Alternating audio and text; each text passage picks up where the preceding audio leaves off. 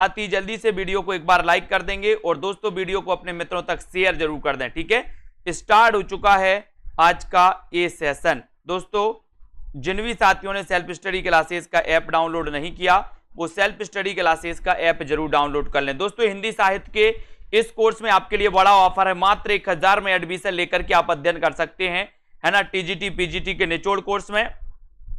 तो साथ ही model paper में अगर आपको अभ्यास करना है तो 350 में दोस्तों आप ये मॉडल पेपर में अभ्यास कर सकते हैं और 3000 प्रश्नों की टेस्ट सीरीज में आप 350 में दोस्तों आप कर सकते हैं। स्टार्ट हो चुका है आज का ये सेशन। सभी लोग एक बार वीडियो को लाइक कर दें और आज का आपका पहला प्रश्न है, विष्णुकांत शास्त्री की प्रसिद्ध गद्य कृति कौन सी है? गद्य काव्य कृति कौन सी है बताइए। विष्णुकांत शास्त्री की प्रसिद्ध गद्य कृति कौन सी मानी जाती है? सभी को कमेंट में लिखना है। उत्तर आपका क्या हो जाएगा यहां पर बताएं जल्दी से, सभी लोग बताएंगे दोस्तों। विष्णुकांत शास्त्री की प्रसिद्ध गद्य काव्य जो कृति है इसका नाम क्या है? पूजा, शुभ्रा, कुछ चंदन की कुछ कपूर की, या फिर दोपहिया के फूल। और विष्णुकांत शास्त्री का अपन ने यहां तक पढ़ लिया था, कुछ चंदन की कुछ कपूर की, यानी आपका जो सी नंबर है वो बिल्कुल सही हो जाएगा। यहां पर आते हैं, कौन सा उपन्यास राहुल सांकृत्यायन का नहीं है? कौन सा उपन्यास नहीं है राहुल सांकृत्यायन का? सह सेनापति, जय योद्धे, देवोवास, या फिर दोस्तों व्यतीत। कल अपन ने पढ़ा था इस क्वेश्चन को भी।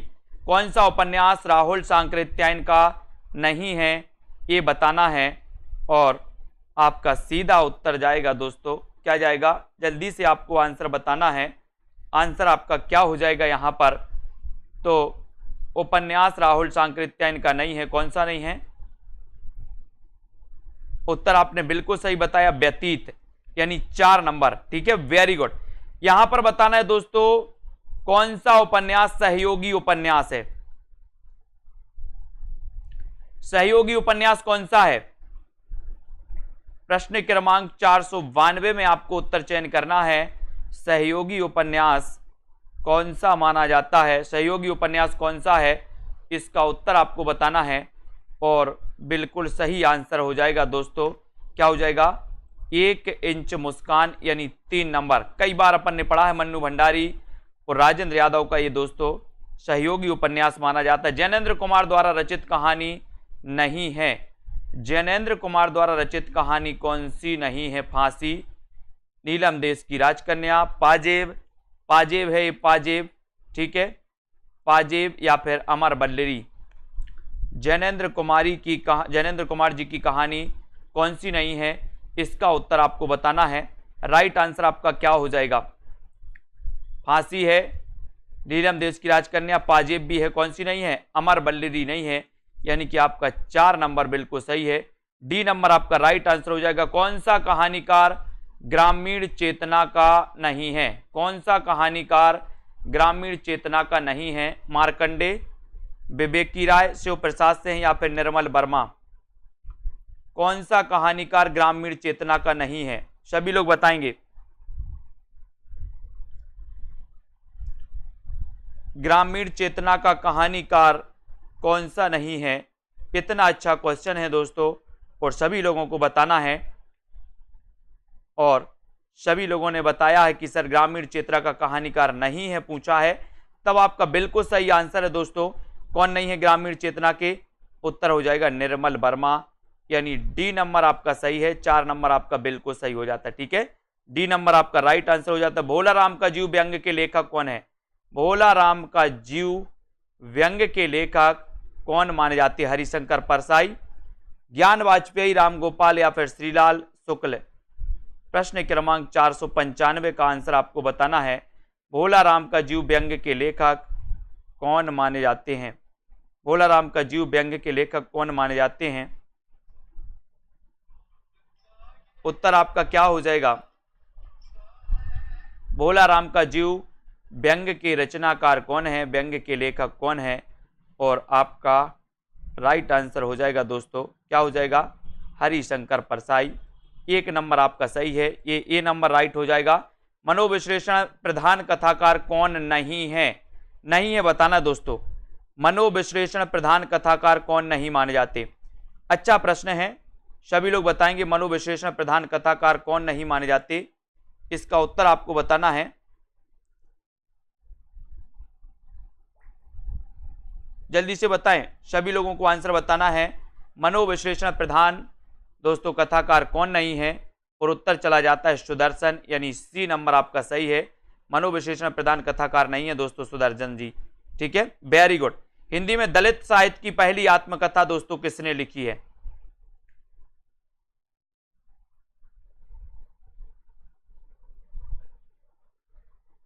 है ना, यहां पर दोस्तों शायद अपना कुछ मिस्टेक हुआ था। ये दलित साहित्य की पहली आत्मकथा लिखी है दोस्तों किसने? मोहनदास नेमिसराय ने लिखी है, इन्होंने लिखी है दोस्तों, है ना। ये 2 नंबर आपका सही हो जाएगा। पिछले वीडियो में शायद अपना ये गड़बड़ हो गया था। ये 2 नंबर आपका मोहनदास नेमिसराय की है दोस्तों, है ना। बी नंबर आपका बिल्कुल सही है, मोहनदास नेमिसराय। ठीक है, इसको बी नंबर कर लेना, ये बी सुधार लेना, ये ही सही है, मोहनदास नेमिसराय ही सही है। ठीक है, बी नंबर आपका सही है, इसको सुधार लेना, मोहनदास नेमिसराय। ठीक है, इसको सुधार लेना, 2 नंबर आपका सही हो जाएगा। यहां पर अगला देखते हैं, अथातो घुमक्कड़ जिज्ञासा किस विधा से संबंधित रचना है? अथातो घुमक्कड़ जिज्ञासा, हाँ बिल्कुल, अपने अपने पिंजरे है दोस्तों, वेरी गुड। तो ये अथातो घुमक्कड़ जिज्ञासा किस विधा से संबंधित है? अथातो घुमक्कड़ जिज्ञासा, और ये आपका राइट आंसर हो जाएगा कौन सा? हाँ, बी कर लेना, अपने अपने पिंजरे सही है ना। ये यात्रा वृत्त है दोस्तों, क्या है? यात्रा वृत्त है। घुमक्कड़ था तो घुमक्कड़ जिज्ञासा, 3 नंबर आपका सही, यात्रा वृत्त आपका सही होगा, सी नंबर आपका सही हो जाएगा। अगले क्वेश्चन की ओर बढ़ेंगे। त्रस्कृत किसकी आत्मकथा है? त्रस्कृत आत्मकथा के लेखक कौन है? त्रस्कृत किसकी आत्मकथा है वो आपको चयन करना है। डॉक्टर धर्मवीर भारती, तुलसीदास, तुलसीराम, ओम प्रकाश वाल्मीकि या सूरजपाल चौहान? त्रस्कृत आत्मकथा के लेखक कौन माने जाते हैं? और आपका उत्तर हो जाएगा, त्रस्कृत किसकी आत्मकथा है बताइए।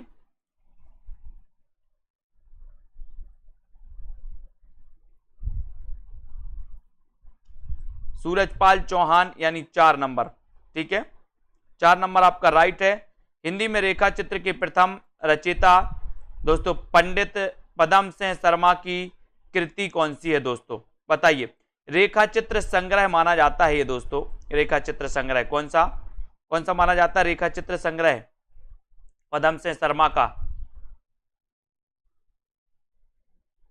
प्रथम रेखा चित्र संग्रह है दोस्तों ये, और ये माने जाते हैं पदम सिंह शर्मा का कौन सा? पदम पराग। 1 नंबर आपने जो बताया वो बिल्कुल राइट आंसर है, बहुत बढ़िया आंसर।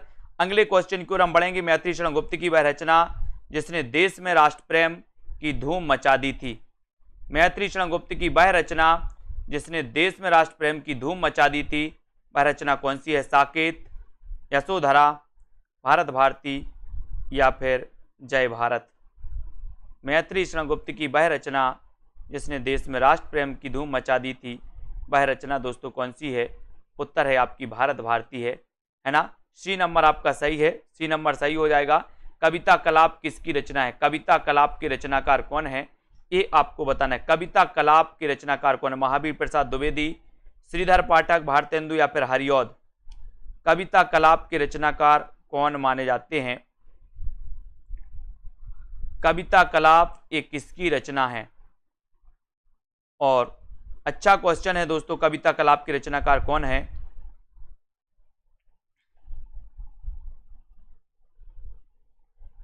राइट आंसर चला जाता है दोस्तों महावीर प्रसाद द्विवेदी। कविता कलाप के रचनाकार है महावीर प्रसाद द्विवेदी, यानी कि आपका 1 नंबर जो है वो बिल्कुल सही है। ए नंबर राइट आंसर होगा। बेणु लो गूंजे धरा के रचनाकार कौन है? बेणु लो गूंजे धरा, मैथिली शरण गुप्त, श्रीधर पाठक, माखनलाल चतुर्वेदी या फिर हरिऔध? बेणु लो गूंजे धरा के रचनाकार कौन माने जाते हैं?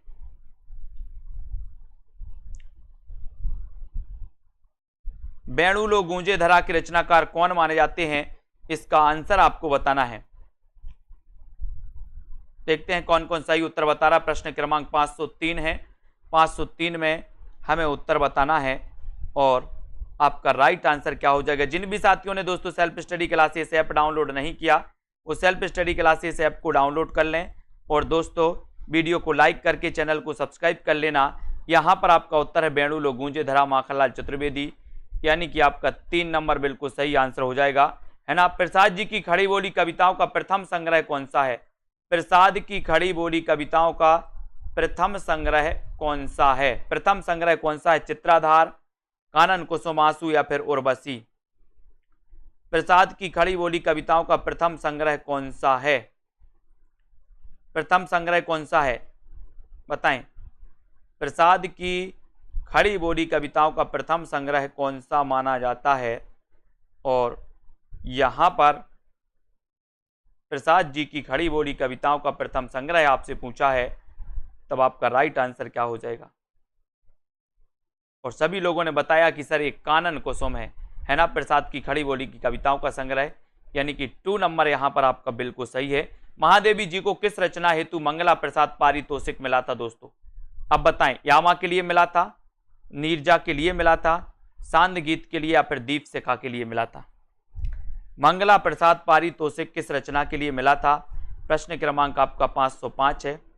505 में इसका उत्तर आपको बताना है। महादेवी जी को किस रचना के लिए मंगला प्रसाद पारितोषिक मिला था? ये प्रश्न क्रमांक आपका 505 है और 505 में आपका राइट आंसर है दोस्तों यामा। यामा है, यानी 1 नंबर आपका बिल्कुल सही है। मंगला प्रसाद पारितोषिक यामा दोस्तों ये सही हो जाएगा। अपने काव्य जीवन के उत्तर में अरविंद दर्शन से प्रभावित है, तो क्या प्रभावित है? अपने काव्य जीवन के उत्तर में दोस्तों अरविंद दर्शन से प्रभावित है कौन? अरविंद दर्शन से कौन प्रभावित हैं? महादेवी वर्मा, सुमित्रानंदन पंत, जयशंकर प्रसाद या फिर अज्ञे? अपने काव्य जीवन के उत्तर में अरविंद दर्शन से प्रभावित बताना है आपको। अरविंद दर्शन से प्रभावित कौन सी रचना है और उत्तर आपका कौन सा हो जाएगा? रचना तो ठीक है सर, यहाँ पर आपसे पूछा गया क्या क्या पूछा गया है? कौन सा कवि है जो अरविंद दर्शन से प्रभावित है? तो उत्तर हो जाएगा सुमित्रानंदन पंत। इनकी कौन कौन सी रचनाएं आपको बताना है दोस्तों जो अरविंद दर्शन से प्रभावित मानी जाती है? इनकी कौन कौन सी रचनाएं हैं? आधुनिक खोजों के अनुसार हिंदी की प्रथम मौलिक कहानी के लेखक कौन है? हिंदी की प्रथम मौलिक कहानी के लेखक कौन है आधुनिक खोजों के अनुसार? इंशाअल्लाह खां। कहानीकार बताना है दोस्तों, कहानीकार, मौलिक कहानीकार कौन है? शिव प्रसाद सितारे हिंद, रामचंद्र शुक्ल, माधवराव सप्रे, है ना। तो आधुनिक खोजों के अनुसार आपको चयन करना है। अच्छा क्वेश्चन है, एक बार सभी लोग वीडियो को लाइक कर देंगे, अपने मित्रों तक शेयर जरूर कर दें। एक क्लास रोज 9 बजे होती है दोस्तों, इस क्लास को पढ़ते रहें। सेल्फ स्टडी क्लासेस ऐप को डाउनलोड कर लें, ठीक है। और दोस्तों है ना, यहाँ पर अपन ने पढ़ा था, यहाँ पर महादेवी वर्मा जी की जो रचना पढ़ी थी दोस्तों यामा, इसे ज्ञानपीठ पुरस्कार भी मिला था और मंगला प्रसाद पारितोषिक भी मिला था। यहाँ डाउट्स में नहीं रहना, मंगला प्रसाद पारितोषिक भी मिला था, ज्ञानपीठ पुरस्कार भी मिला था, ठीक है। सुमित्रानंदन पंत हो गए और आधुनिक खोजों के अनुसार माधवराव सप्रे हो गए। 4 नंबर, ठीक है, 4 नंबर आपका बिल्कुल सही हो जाएगा, 4 नंबर सही हो जाएगा, है ना। ज्ञानपीठ पुरस्कार भी मिला था उस पर। जैनेन्द्र को मानव जीवन दर्शन का सबसे बड़ा कहानीकार किसने कहा? जैनेन्द्र को जीवन दर्शन का सबसे बड़ा कहानीकार किसने कहा? नामवर सिंह ने, नगेंद्र ने, या फिर दोस्तों राम विलास शर्मा, या फिर दोस्तों लक्ष्मी नारायण लाल? जल्दी से बताएं, सभी लोग बताएंगे।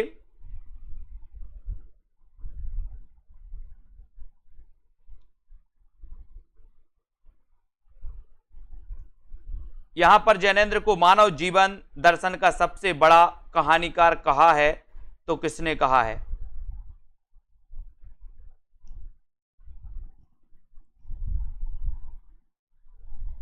और आपका उत्तर हो जाएगा दोस्तों लक्ष्मी नारायण लाल, डॉक्टर लक्ष्मी नारायण लाल, यानी कि डी नंबर आपका बिल्कुल सही हो जाएगा यहां पर, ठीक है।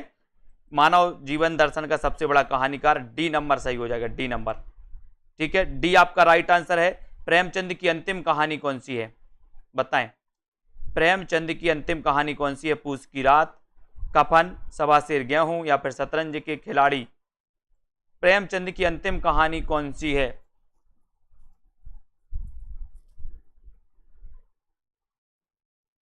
प्रेमचंद की अंतिम कहानी कौन सी है? और सीधा उत्तर जाता है दोस्तों कफन, है ना। कफन यानी 2 नंबर आपका बिल्कुल सही है। यहां पर 2 नंबर कफन आपका सही हो जाएगा। यहां पर आते हैं दोस्तों, वर्ग संघर्ष के आधार पर सामाजिक और आर्थिक स्थितियों का चित्रण करने वाली कहानी कौन सी है?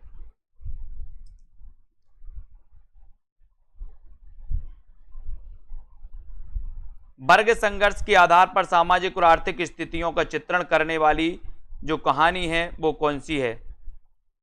7वीं के बच्चे,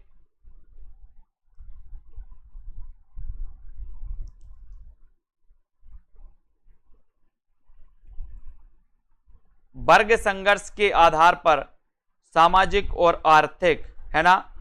यहां पर आपका राइट आंसर है 7वीं के बच्चे, ठीक है, इसको याद रख लेना है।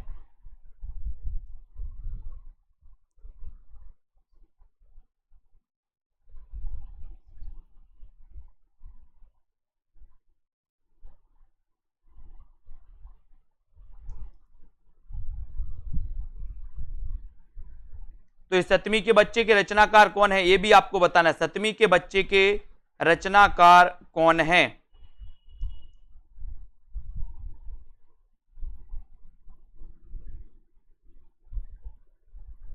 सतवीं के बच्चे भी आपको बताना है। अगला क्वेश्चन है दोस्तों, जैनेन्द्र का साहित्य अकादमी द्वारा पुरस्कृत दोस्तों उपन्यास कौन सा है? जैनेन्द्र का, जल्दी से बताओ।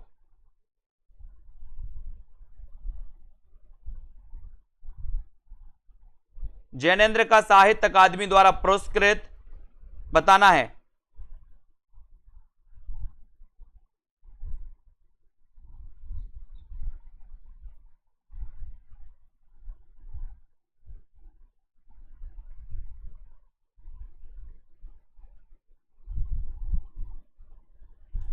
और यहां पर आपका राइट आंसर हो जाएगा दोस्तों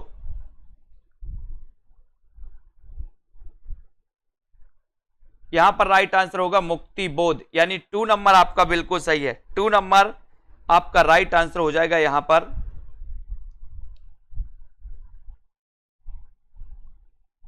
ठीक है, मुक्ति बोध ये इनका उपन्यास है, इसको याद रखना ना दोस्तों। अगला क्वेश्चन, तुलसी के जीवन को केंद्र में रखकर लिखा गया उपन्यास कौन सा है? जल्दी से बताएं।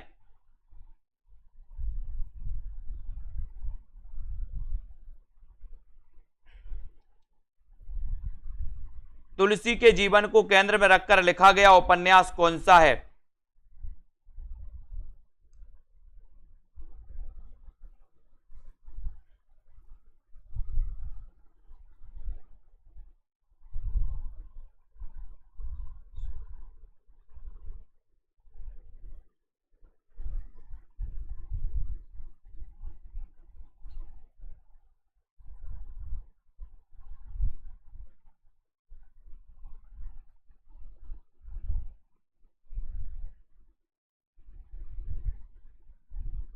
ठीक है, तो यहां पर तुलसी के जीवन पर लिखा गया था दोस्तों कौन सा? मानस का हंस, यानी कि 3 नंबर आपका बिल्कुल सही है। ठीक है, 3 नंबर आपका राइट आंसर हो जाता है।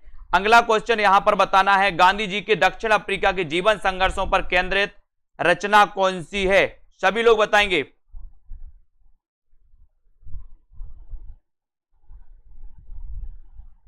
गांधी जी के दक्षिण अफ्रीका जीवन पर संघर्षों पर केंद्रित जो रचना है दोस्तों वो कौन सी है? सभी लोग बताएं।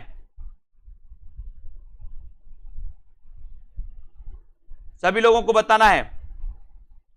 नीरजा के लिए ने शेक्सपियर पुरस्कार मिला था दोस्तों 1934 में। गांधी जी के दक्षिण अफ्रीका के जीवन संघर्षों पर केंद्रित जो रचना है वो रचना कौन सी है ये आपको बताना है। सभी लोग बताएंगे। गांधी जी के दक्षिण अफ्रीका जीवन संघर्षों पर केंद्रित जो इनकी रचना है दोस्तों, पहला गिरमटिया। और पहला गिरमटिया के रचनाकार कौन है? जल्दी से बताओ। पहला गिरमटिया के रचनाकार कौन माने जाते हैं?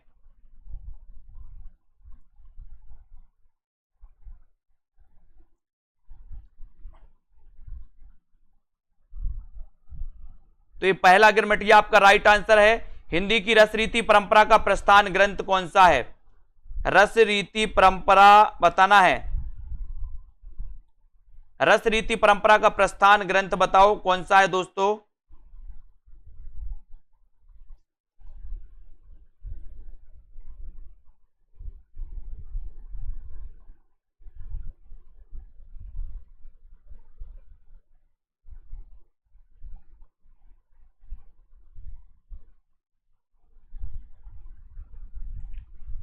और यहां पर आपका हिंदी की रसरीति परंपरा का प्रस्थान ग्रंथ बताना है तो वो दोस्तों रसिक प्रिया माना जाता है केशवदास का। Very good. कौन सा कवि सत्सईकार नहीं है? बताएं जल्दी से, कौन सा कवि सत्सईकार नहीं माना जाता? इसका उत्तर भी आपको बताना है। सत्सईकार कौन सा नहीं है?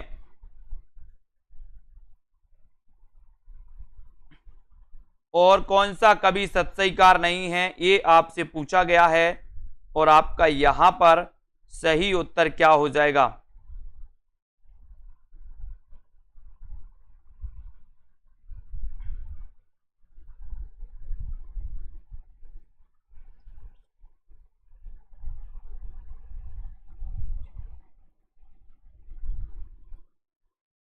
तो यहां पर कौन सा कवि सत्सईकार नहीं है दोस्तों? आपका राइट आंसर है वियोगी हरि, यानी डी नंबर आपका बिल्कुल सही है। डी नंबर आपका सही है, ये आपका बिल्कुल सही आंसर हो जाएगा। ठीक है, very good. D number Viyogi Hari है ना। अगला क्वेश्चन है भूली कहत नव रस सुख है ना, सुकवि सकल मूल श्रृंगार। ये दोस्तों उक्ति किसकी है? भूली कहत नव रस सुकवि सकल मूल श्रृंगार, यह उक्ति किसकी है? उक्ति बताना, ये उक्ति किसकी है?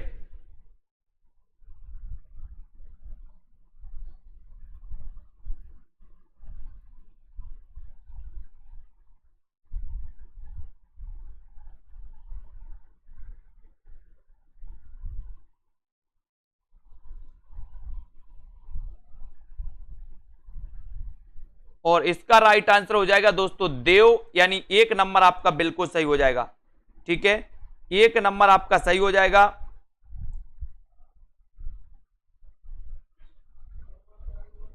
और देव आपका बिल्कुल सही है, वेरी गुड आंसर। इनमें से कौन सा निबंध अध्यापक पूर्णसिंह का नहीं है? अध्यापक पूर्णसिंह का नहीं है, कौन सा नहीं है?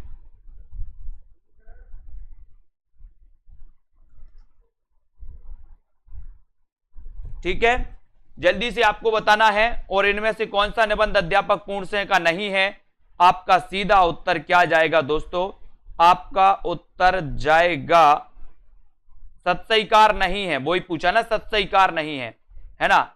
और यहां पर अध्यापक पूर्णसिंह का नहीं है तो आचरण की सभ्यता है, मजदूरी और प्रेम है ना, गेहूं और गुलाब है, कन्यादान। कौन सा नहीं है पूछा यहां पर?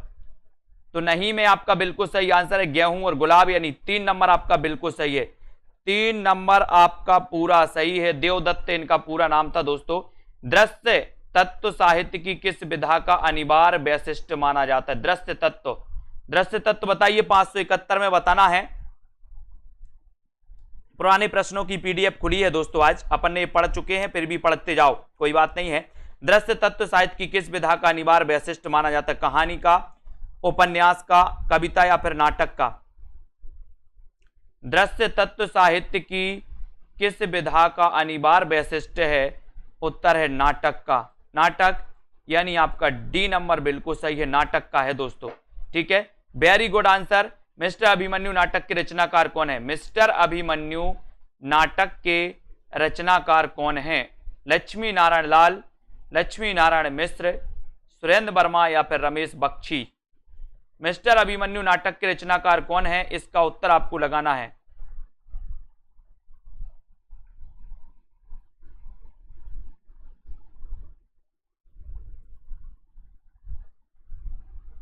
और मिस्टर अभिमन्यु दोस्तों, ये जो नाटक है, ये नाटक किसका है? लक्ष्मी नारायण। लक्ष्मी नारायण दोस्तों किसका है? जल्दी से बताइए। लक्ष्मी नारायण लाल का।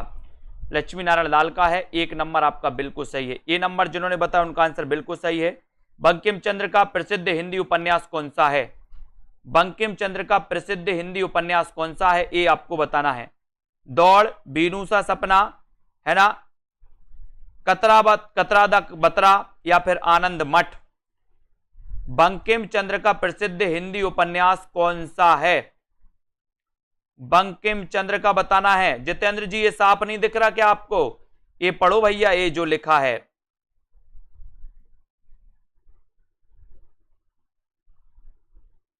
बंकिम चंद्र का प्रसिद्ध हिंदी उपन्यास कौन सा है, बताया आपने आनंद मठ, डी नंबर राइट है, ठीक है। शेखर एक जीवनी उपन्यास के स्त्री पात्र कौन है, बताइए। स्त्री पात्र, शेखर एक जीवनी उपन्यास के स्त्री पात्र कौन है, रेखा गौरा, अमला रंजना, सैलमा योके, शशि सरस्वती। और बहुत अच्छा क्वेश्चन है ना, कौन सा शेखर एक जीवनी उपन्यास के स्त्री पात्र बताना है, कौन कौन से। शेखर एक जीवनी ये अज्ञे जी का उपन्यास है दोस्तों, और ये अज्ञे जी का उपन्यास है, और इसके स्त्री पात्र आपको चयन करना है। सभी लोग आंसर बताएंगे, और दोस्तों आपका सही आंसर जाएगा, बोले सर डी नंबर लगा दो, शशि सरस्वती।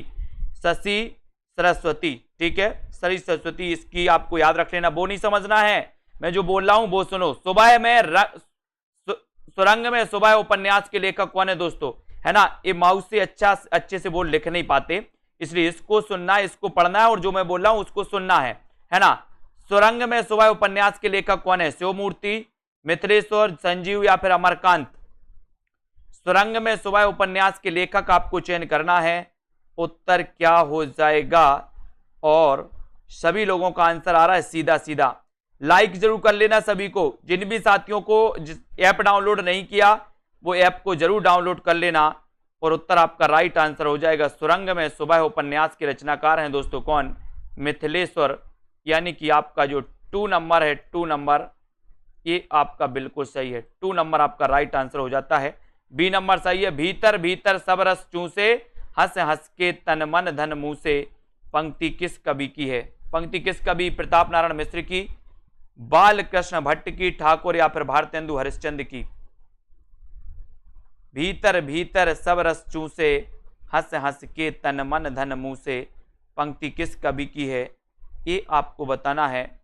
उत्तर आपका क्या हो जाएगा।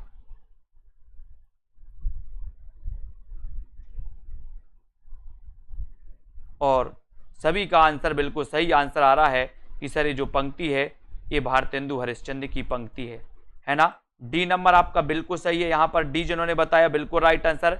हिंदी साहित्य के इतिहासकार 1850 ईस्वी से 1900 ईस्वी को किस नाम से अभिहित करते हैं, 1850 से 19। अच्छा क्वेश्चन है, 1850 से 19 सरल क्वेश्चन है। अब तो आप लोगों को सरल लगने लगा होगा। 1850 से 1900 ईस्वी को किस नाम से अभिहित करते हैं, ये आपको बताना है। द्विवेदी योग, भारतेंदु योग, शुक्ल योग, या फिर छायावाद योग। और ये 523 का उत्तर बताना है दोस्तों, और 523 में आपका भारतेंदु योग बिल्कुल सही है, 2 नंबर आपका सही। 1850 से 1900। आदिकाल और भक्तिकाल के बीच एक स्वर्णिम कड़ी दोस्तों किसे माना जाता है, आदिकाल और भक्तिकाल के बीच की एक स्वर्णिम कड़ी किसे माना जाता है, आदिकाल और भक्तिकाल के बीच की। जयदेव, विद्यापति, जायसी, या फिर जगनेक, किसे माना जाता है। जल्दी से आपको लिखना है, जल्दी से आपको बताना है दोस्तों।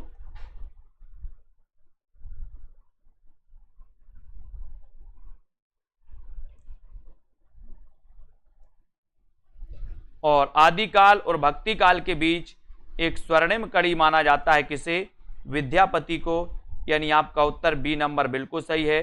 अगला क्वेश्चन देखते हैं। आचार्य शुक्ल के अनुसार निम्नांकित में से कौन सी रचना तुलसीदास की है, कौन सी रचना तुलसीदास की है, छप्पय रामायण, बरबे रामायण, कड़खा रामायण, या फिर रोला रामायण।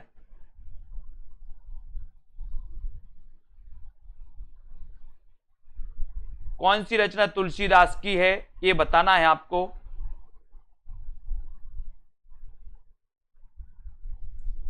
और आपका सीधा आंसर जाता है दोस्तों बरबे रामायण, है ना। बार बार रामायण पढ़ी तो बरबे रामायण, ठीक है। हिंदी साहित्य की भूमिका पुस्तक के लेखक कौन हैं,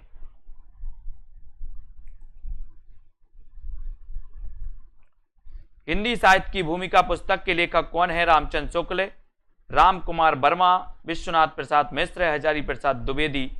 हिंदी साहित्य की भूमिका पुस्तक के लेखक कौन है?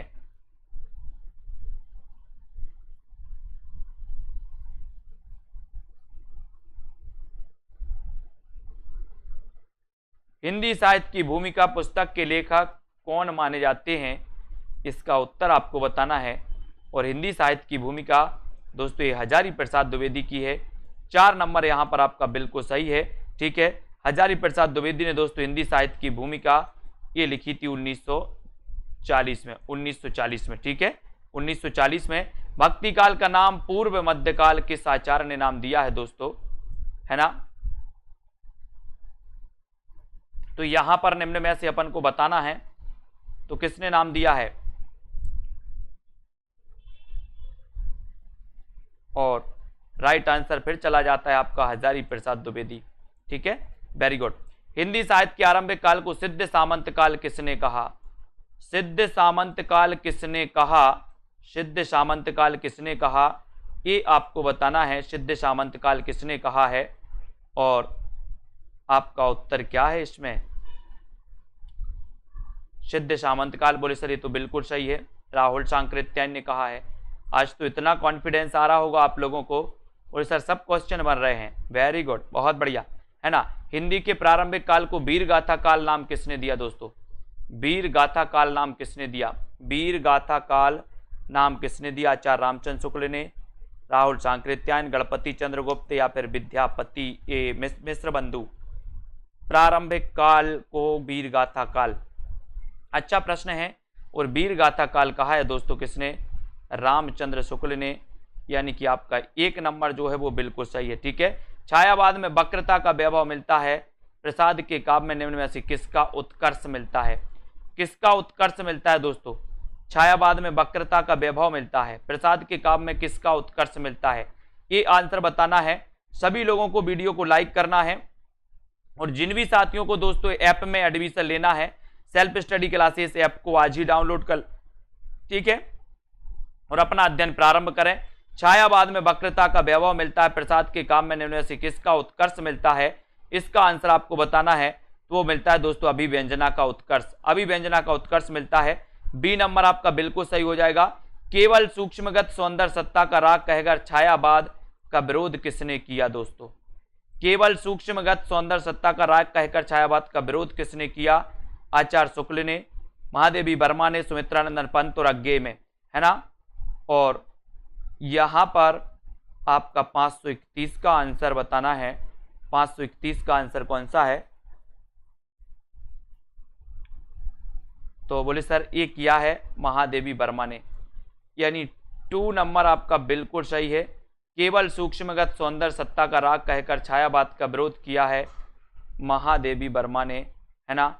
बी नंबर आपका बिल्कुल सही हो जाएगा। नेक्स्ट है, जयशंकर प्रसाद की किस कृति को पहले ब्रज भाषा में तथा फिर बाद में खड़ी बोली में रूपांतरित किया गया? बताएं, बाद में खड़ी बोली में रूपांतरित किया गया था दोस्तों प्रसाद की वह रचना कौन सी है, वह कृति कौन सी है? वह कृति आपको बताना है, प्रसाद की वह कृति कौन सी है जो पहले ब्रज भाषा में तथा बाद में खड़ी बोली में रूपांतरित कर दिया गया? और आंसर हो जाएगा आपका प्रेम पथिक, यानी 1 नंबर आपका बिल्कुल सही हो जाएगा। ये नंबर बिल्कुल राइट आंसर है। ठीक है,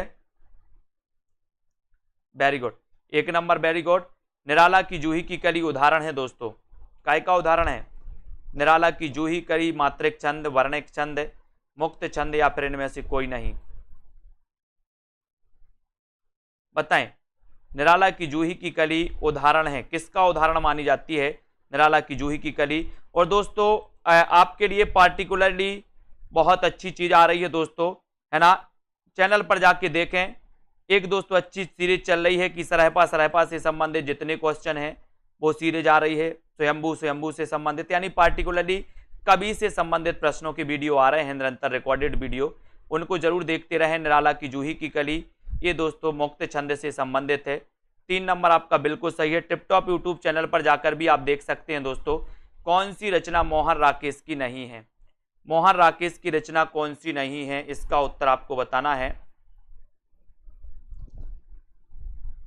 मोहन राकेश की रचना कौन सी नहीं? छोटे छोटे ताजमहल, आषाढ़ का एक दिन, अंधेरे बंद कमरे या फिर लहरों के राजहंस? कौन सी रचना मोहन राकेश की नहीं है?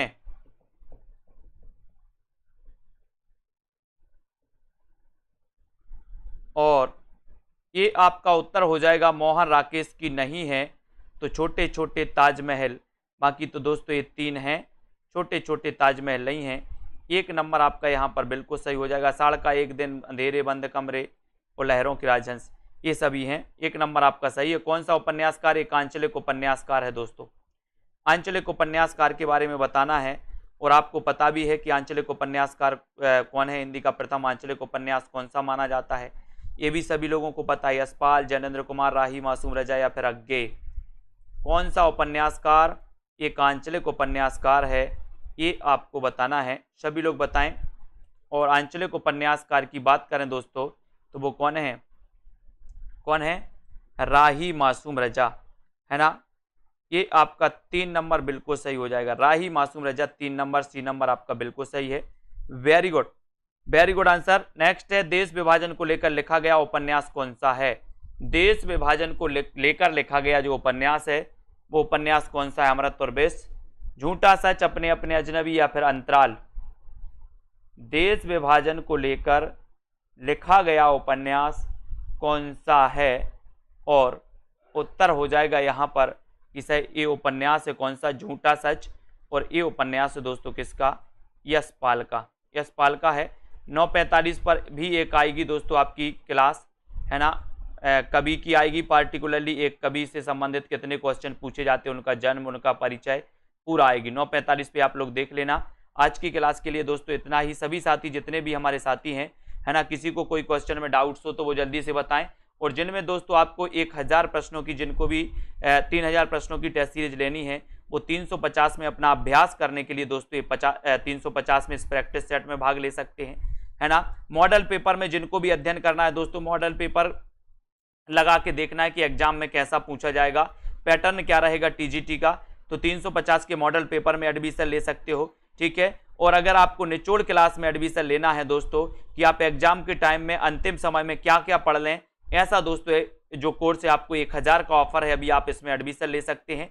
अगर इसके बाद भी दोस्तों अगर आप जूनियर टेट की तैयारी कर रहे हैं या फिर दोस्तों और भी अन्य एग्जाम की तैयारी कर रहे हैं जिनमें आपका साहित्य है, तो यही कोर्स आपके लिए बहुत उपलब्ध सही रहेगा। अलग से कोई कोर्स लेने की जरूरत भी नहीं पड़ेगी आपको, ठीक है। तो जितने भी हमारे साथी हैं, जो साहित्य वाले साथी हैं, सभी साथी हैं, है ना, और जो ओवर कॉन्फिडेंस में है, एक बार आप लोग दोस्तों मंगला प्रसाद जो पारितोषिक पुरस्कार है इसकी लिस्ट निकाल लीजिए, इसकी लिस्ट निकालिए, इसकी लिस्ट देखिए कि सर मंगला प्रसाद पारितोषिक किस किस को मिला है ना।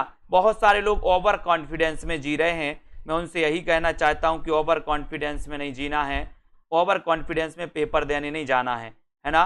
तो आप अभी नेट पे जाइए, विकिपीडिया पर जाइए दोस्तों, उसमें लिस्ट निकालिए मंगला प्रसाद पारितोषिक किस किस रचना को मिला है, वो आप सर्च करिए, है ना। उसमें आपको चेक करने को मिल जाएगा, फिर मुझे बता देना कि सर किस रचना को मिला है, ठीक है। बहुत बढ़िया, है ना।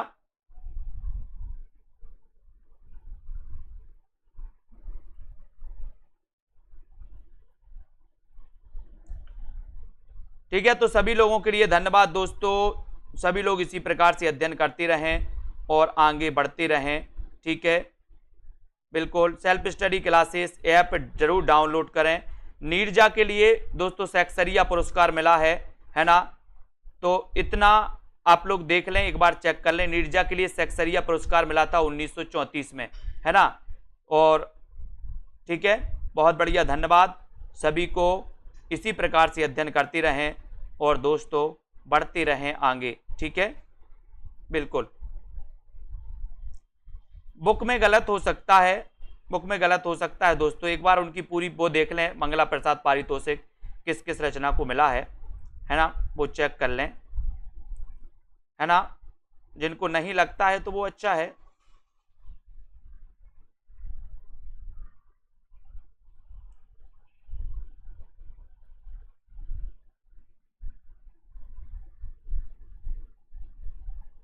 ठीक है, तो धन्यवाद सभी साथियों को।